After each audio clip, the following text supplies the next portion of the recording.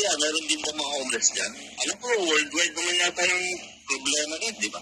Saka sa Norway? Norway ba may mga homeless? Walang homeless dito sa wala sa Norway? No. Teka lang, Cynthia, hindi pwede wala maging homeless. At sa inyo ganito. Wala, teka lang wait lang. Dito sa lugar ko, kung saan ako nandito, walang homeless. Pero sa city, sa Roma, sa Bologna, sa Milan, sa mga city, may mga homeless. Yun, bulog na.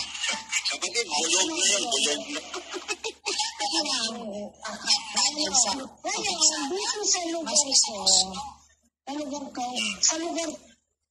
lugar ko, walang homeless. Pero sa Roma, doon sa termini ng tren, may mga nakahiga doon.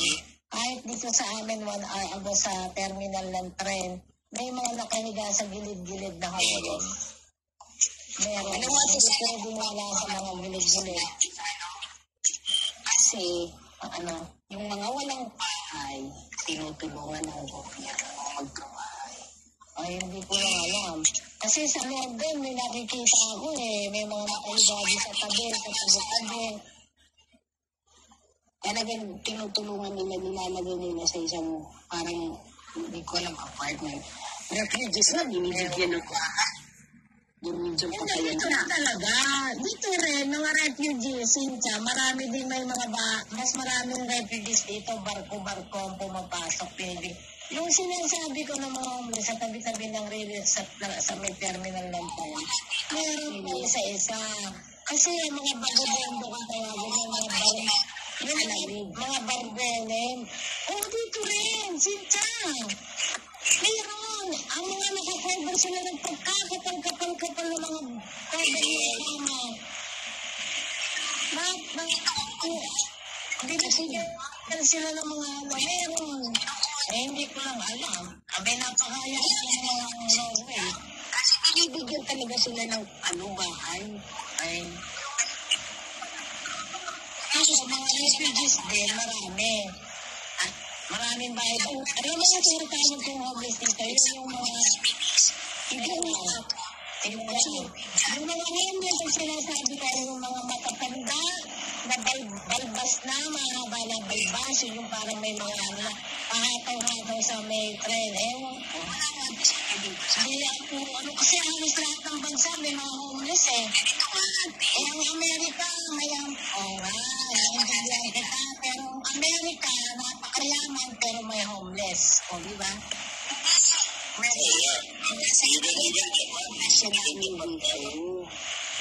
Wala may homeless.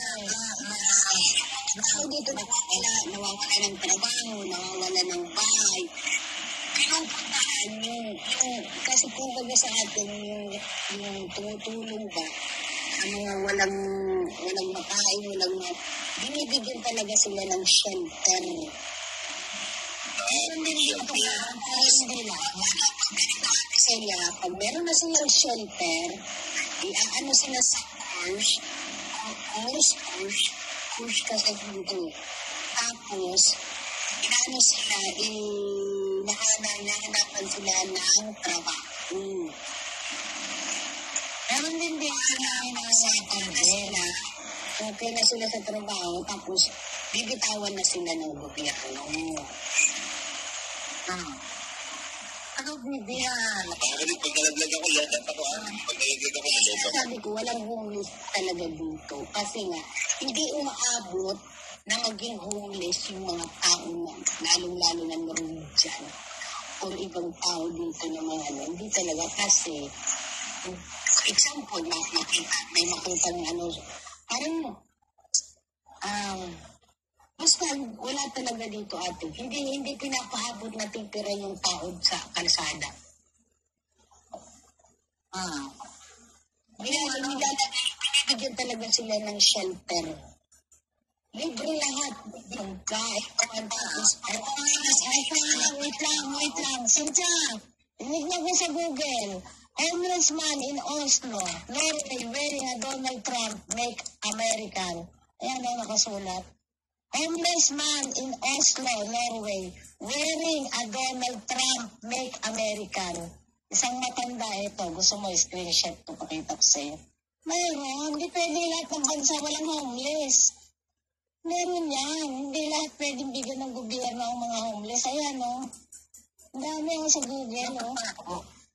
Homeless in Norway, ito pa,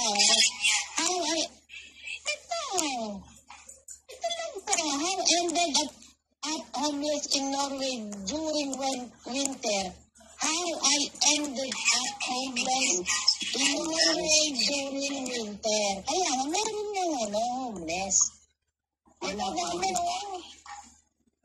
Tignan mo, i-google mo. Wala nga makita kasi nandiyan ka nga. Ayan, no? I-google mo, makikita mo. Ito, tignan mo isip.